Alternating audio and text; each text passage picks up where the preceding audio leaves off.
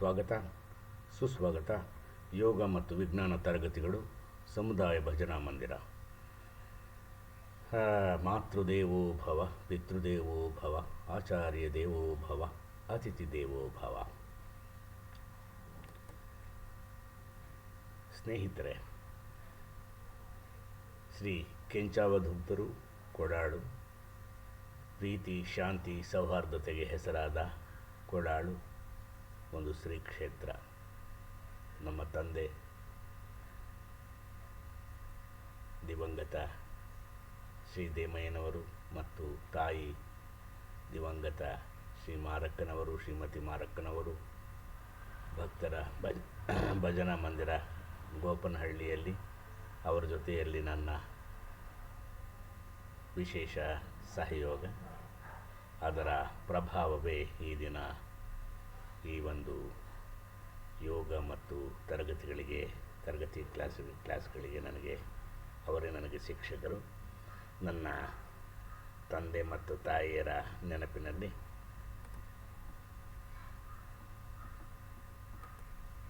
ನಾವೀಗ ಯೋಗ ಮತ್ತು ಅದರ ವಿಶೇಷತೆಗಳನ್ನು ನಿಧಾನವಾಗಿ ಮುಂದಿನ ತರಗತಿಗಳಲ್ಲಿ ನಾವು ತಿಳಿಯೋಣ. ಸದ್ಯಕ್ಕೆ ನಾವು ಪ್ರಸ್ತುತ ವಿಶೇಷವಾದ ಆಧುನಿಕ ಯುಗದಲ್ಲಿ, ಟೋಟಲಿ ಹೇಳಬೇಕು ಅಂದರೆ ಏನದು ಮೊಬೈಲ್ ಫೋನುಗಳ ಹಾವಳಿಯನ್ನು ನಾನು ಈಗ ತುಂಬ ನೋಡ್ತಾ ಇದ್ದೇನೆ. ಮನೆಯಿಂದ ಕಾಲು ತೆಗೆದು ಹೊರಗಡೆ ಹೋದರೆ ಬೆಂಗಳೂರಿನಲ್ಲೇ ಅಲ್ಲ ರೀ, ಚಳ್ಳಕೆರೆ, ಗೋಪನಹಳ್ಳಿ, ರೆಡ್ಡಿಹಳ್ಳಿ, ಸಾಣಿಕೆರೆ, ಹೆಗ್ಗೆರೆ, ನಮ್ಮ ಹೊಟ್ಟೆಜನಕಪ್ಲೆ, ಇನ್ನೂ ಅನೇಕ ನನ್ನ ಸಹಪಾಠಿಗಳ ಜೊತೆಯಲ್ಲಿ ಓಡಾಡುವಾಗ ಸದಾ ಮೊಬೈಲನ್ನು ಕೈಗೆ ಹಿಡ್ಕೊಂಡು ಕಿವಿಯಲ್ಲಿ ಇಟ್ಕೊಂಡಿರ್ತಾರೆ. ಇದನ್ನು ನಾನು ಗಮನಿಸ್ತಾ ಇದ್ದೀನಿ. ಸ್ನೇಹಿತರೆ, ಇದರ ಬಗ್ಗೆ ಒಂದು ಅವಲೋಕನ ಮಾಡೋಣ. ಪ್ರಸ್ತುತ ಡಿಜಿಟಲ್ ಜಗತ್ತು ಹೆಚ್ಚು ಮುಂದುವರೆದಿದೆ. ಖಂಡಿತ ಸೈನ್ಸ್ ಆ್ಯಂಡ್ ಟೆಕ್ನಾಲಜಿ ಸಿಕ್ಕಾಪಟ್ಟೆ ಮುಂದುವರೆದಿದೆ. ಜನರು ತಮ್ಮ ದೈನಂದಿನ ಜೀವನದಲ್ಲಿ ಮೊಬೈಲ್ ಫೋನುಗಳನ್ನು ಬಳಸುವ ಅಭ್ಯಾಸವನ್ನು ಹೊಂದಿದ್ದಾರೆ. ಹೇಳಿದ್ನಲ್ಲ, ಎಲ್ಲರ ಕೈಯಲ್ಲೂ ಮೊಬೈಲ್ ಯುಗ ಇದು.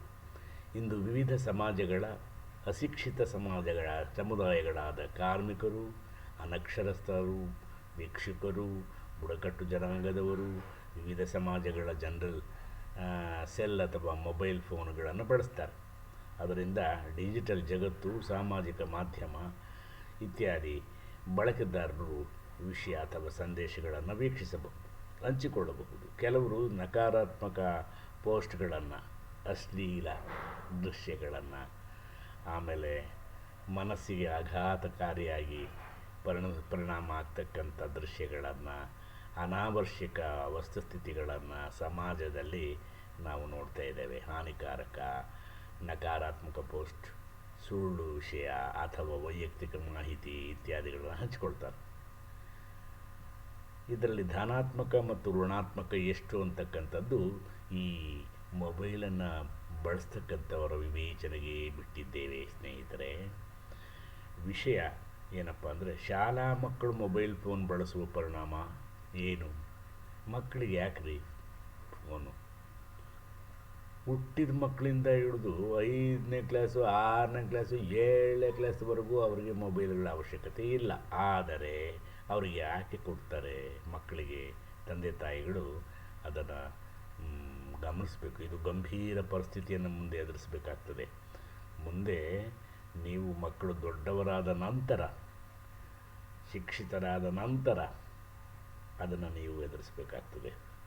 ಇವನ್ನ ಮೊಬೈಲ್ ಫೋನ್ಗಳನ್ನ ಅವಾಗ ಕೊಡಬೇಕೇ ವಿನಃ ಈಗಲೇ ಹುಟ್ಟಿದ ಮಕ್ಕಳಿಗೆಲ್ಲ ಮೊಬೈಲ್ ಕೊಡೋಕ್ಕೆ ಹೋಗಬಾರ್ದು. ಶಾಲಾ ಮಕ್ಕಳು ಮೊಬೈಲ್ ಫೋನ್ ಬಳಸುವ ಪರಿಣಾಮ ಮಾನಸಿಕ ಅಸಮತೋಲನ, ಮೆಂಟಲ್ ಇಲ್ನೆಸ್, ಮತ್ತು ಮಾನಸಿಕ ಅಸ್ವಸ್ಥತೆಗಳು ಮತ್ತು ರೋಗಗಳಿಗೆ ಕಾರಣವಾಗುತ್ತದೆ. ಬಹಳ ಗಂಭೀರವಾದ ಸಮಸ್ಯೆಗಳನ್ನು ಎದುರಿಸಬೇಕಾಗ್ತದೆ ಸ್ನೇಹಿತರೆ. ದೇಹಕ್ಕೆ ಮತ್ತು ಮನಸ್ಸಿಗೆ ಎರಡಕ್ಕೂ ಘಾಸಿಯನ್ನುಂಟು ಮಾಡ್ತಕ್ಕಂಥ ಈ ಮೊಬೈಲ್ಗಳು ಎಷ್ಟು ಬೇಕೋ ಅಷ್ಟನ್ನು ಬಳಸಬೇಕಾಗುತ್ತೆ. ಇದು ಎಲೆಕ್ಟ್ರಿಕ್ ಕರೆಂಟು ವಿದ್ಯುತ್ ಶಕ್ತಿಗಿಂತ ಡೇಂಜರಸ್ಸು. ಇದನ್ನು ಚೆನ್ನಾಗಿ ತಿಳ್ಕೊಡಿ. ದಯಮಾಡಿ ಇದ್ರ ಬಗ್ಗೆ ಒಂದು ಸಮಾಲೋಚನೆ ಮಾಡೋಣ ನಾವೆಲ್ಲ ಸೇರಿಕೊಂಡು. ಈ ಕಾರಣದಿಂದಾಗಿ ಶಾಲೆಯಲ್ಲಿ ಹೋಗ್ತಕ್ಕಂಥ ಮಕ್ಕಳು ಏಕಾಗ್ರತೆಯನ್ನು ಸಾಧಿಸಲು ಹೆಣಗಾಡ್ತಾ ಇದ್ದಾರೆ. ಎಲ್ರಿ ಕಾನ್ಸಂಟ್ರೇಟ್ ಮಾಡೋಕ್ಕಾಗುತ್ತೆ ಅವರಿಗೆ? ಮೊಬೈಲ್ಗಳು ನೋಡಿಕೊಂಡು ಇಲ್ಲದ್ದೆಲ್ಲ ಉಳುಗಳು ಬಿಟ್ಕೊಂಡು ತಲೆ ಒಳಗಡೆ. ತರಗತಿಗಳಲ್ಲಿ ಅವರು ಎಲ್ಲಿ ನೀವು ಕ್ಲಾಸ್ಗಳಲ್ಲಿ ಮಾಸ್ಟ್ರ್ ಹೇಳ್ಕೊಟ್ಟೋದನ್ನ ಕೇಳ್ತಾರೆ ಹೇಳ್ರಿ ನೋಡೋಣ. ನೆಟ್ಟಿಗೆ ಕಾನ್ಸಂಟ್ರೇಷನ್ನೇ ಇರೋದಿಲ್ಲ ಅವಕ್ಕೆ.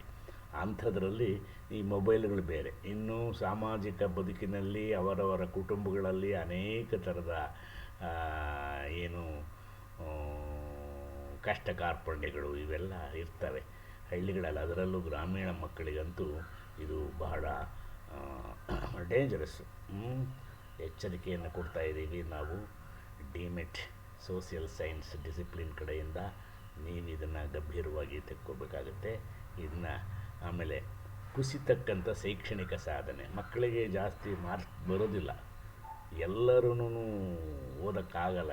ಬಿಕಾಸ್ ಏನಪ್ಪ ಅಂದರೆ ಹೆಚ್ಚಿದ ಒತ್ತಡ ಮತ್ತು ಆತಂಕ. ಆದ್ದರಿಂದ DMET ಆವರಣದಲ್ಲಿ ವ್ಯಸನಗಳಿಗೆ ಮತ್ತು ಶಾಲೆಗೆ ಹೋಗುವ ಮಕ್ಕಳಿಗೆ ಸಲಹೆ ಮತ್ತು ಸಮಾಲೋಚನೆಗಳ ತರಗತಿಗಳನ್ನು ನಡೆಸೋದಕ್ಕೆ ಹಮ್ಮಿಕೊಂಡಿದೆ. ನೀವು ನಾಗರಿಕರು, ಗೋಪನಹಳ್ಳಿಯ ನಾಗರಿಕರು ಮತ್ತು ಸುತ್ತಮುತ್ತಲ ಹಳ್ಳಿಯ ಚಳ್ಳಕೆರೆ ತಾಲ್ಲೂಕಿನ, ಚಿತ್ರದುರ್ಗ ಜಿಲ್ಲೆಯ, ಕರ್ನಾಟಕದ ಎಲ್ಲ ಕಡೆಯಿಂದಲೂ ನಮ್ಮ ಡಿಮೆಟ್ ಸೋಷಿಯಲ್ ಸೈನ್ಸ್ ಡಿಸಿಪ್ಲಿನ್ ತರಗತಿಗಳನ್ನು, ವಿಶೇಷ ಕಾರ್ಯಕ್ರಮಗಳನ್ನು ನೀವು ಗಮನಿಸಬಹುದು ಸ್ನೇಹಿತರೆ. ಧನ್ಯವಾದಗಳು. ಯೋಗ ಮತ್ತು ವಿಜ್ಞಾನ ತರಗತಿಗಳ ಸಮುದಾಯ ಭಜನಾ ಮಂದಿರ ಮತ್ತೊಮ್ಮೆ ನಮ್ಮ ಮಾತೃಶ್ರೀಯವರಿಗೆ, ಪಿತೃಶ್ರೀಯವರಿಗೆ ನಮಿಸುತ್ತಾ, ಕೊಡಾಳು ಗುರುಗಳಿಗೆ ಗುರುಭ್ಯೋ ನಮಃ, ಶ್ರೀ ಗುರು ಕೆಂಚಾವಧೂತ ದೂತರಿಗೆ ಮತ್ತೊಮ್ಮೆ ನಮಸ್ಕರಿಸುತ್ತಾ ನಮ್ಮ ಕಾರ್ಯಕ್ರಮಗಳನ್ನು ಮುಗಿಸ್ತಾ ಇದ್ದೀವಿ. ಇದು ನಿಮಗೆ ಇಷ್ಟವಾದಲ್ಲಿ ನಮಗೆ ಲೈಕ್ ಮಾಡಿ, ಶೇರ್ ಮಾಡಿ, ಸಬ್ಸ್ಕ್ರೈಬ್ ಮಾಡಿ. ಮತ್ತೊಮ್ಮೆ ಭೇಟಿಯಾಗೋಣ. ಯೋಗ ಮತ್ತು ವಿಜ್ಞಾನ ತರಗತಿಗಳ ಸಮುದಾಯ ಭಜನಾ ಮಂದಿರಕ್ಕೆ ನಿಮ್ಮನ್ನು ಮುಂದಿನ ದಿನಗಳಲ್ಲಿ ಭೇಟಿ ಮಾಡ್ತೀನಿ. ನಮಸ್ಕಾರ, ಧನ್ಯವಾದಗಳು.